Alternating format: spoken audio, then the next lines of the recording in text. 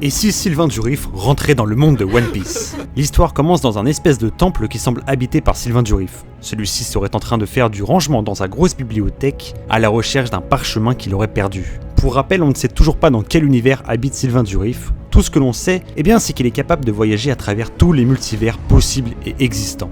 Alors finalement, il réussit à trouver ce parchemin grâce à sa mémoire divine. Il ouvre donc le parchemin et dans celui-ci est écrit « Le monde des pirates, le One Piece ». Il lève donc ses mains et prononce ce mot « Cosmos ». Celui-ci est alors transfusé dans le parchemin. Un long tunnel se crée et voilà que Sylvain Durif atterrit dans le monde de One Piece. Sylvain Durif cherche quelque chose de très spécial dans ce monde et c'est d'ailleurs pour cela qu'il voulait absolument débarquer ici. Il fait donc appel à la Vierge Marie grâce au Saint-Esprit et celle-ci lui indique de traîner dans les bars de pirates. Alors il se lance sur le premier bateau à la recherche de réponses. Il pourrait bien évidemment s'y rendre immédiatement, mais il préfère ne pas trop se faire remarquer car sa puissance est bien évidemment au-delà des pirates de ce monde. Une fois sa traversée finie, il va dans un certain bar et voit tout de suite quelque chose qui l'interpelle. Des fiches de primes collées sur les murs avec des sommes d'argent phénoménales. Sylvain Durif rentre dans ce bar. Il en profite donc pour parler avec quelques pirates et demande des infos sur les pirates les plus puissants de ce monde. Il sait qu'il doit faire très attention à ces questions car il cherche en réalité un fruit très puissant qu'il doit ramasser et rapporter dans son temple. Mais d'un seul coup, un équipage entier dans le bar encercle notre cher Sylvain Durif. Il le menace avec une voix bien ferme « Passe-nous ton fric, le vieux ».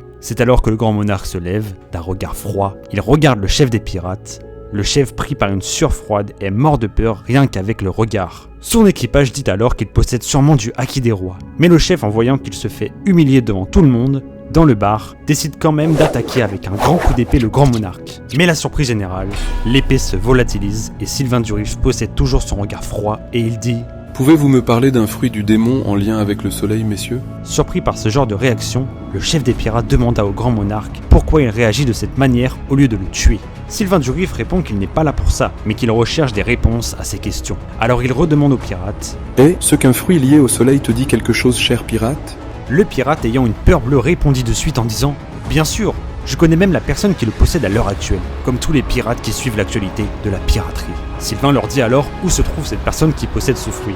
Le barman prend la parole et lui dit de se rendre sur Grand Line, mais que c'est très dangereux et que c'est rempli d'ennemis puissants. Mais le grand monarque se lève de sa chaise et demande une carte.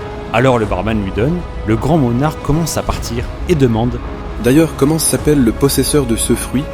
Et toutes les personnes présentes dans ce bar répondent en même temps « Monde qui dit Luffy, le chapeau de paille ». Sylvain Durif lâche alors un grand sourire et se lance à la recherche de Luffy. C'est alors que nous voyons quelques jours plus tard un combat opposant Luffy à Barbe Noire. Les deux combattaient si fort que la terre en elle-même commençait à trembler. Luffy, fou de rage pour une raison inconnue, attaqua de tout cœur Barbe Noire. Rempli de sang au niveau de sa bouche, Barbe Noire attaqua avec ses plus grosses attaques. Alors que le combat faisait rage, une attaque stoppa les deux individus, Luffy et Barbe Noire regardèrent tous deux dans le ciel et voilà qu'un homme se présente face à eux. Son nom, Sylvain Durif, alias le Grand Monarque. Barbe Noire, choqué de ne pas connaître cet individu, demande qu'est-ce qu'il veut. Luffy, aussi choqué que Barbe Noire, ne comprend pas. Pendant que Luffy pose une question, Barbe Noire en profite pour attaquer Luffy, mais dès que le coup de poing touche Luffy, Barbe Noire tombe sur le coup. C'était une attaque de Sylvain Durif qui sauva Luffy. Alors Luffy demanda à Sylvain Durif « Mais pourquoi m'as-tu sauvé, vieil homme ? Et t'es qui ?» Le grand monarque dit seulement à Luffy « Cesse donc de me tutoyer, pirate. Donne-moi ton fruit du démon et tout se passera bien, Luffy au chapeau de paille. » Luffy rigole et il comprend qu'il attend en face de lui, finalement, un nouvel ennemi qui veut s'emparer de son pouvoir. Alors Luffy gonfle son poing et s'attaque de suite à Sylvain Durif. Le coup est même balancé avec du haki, mais cela ne fait même pas bouger le grand monarque.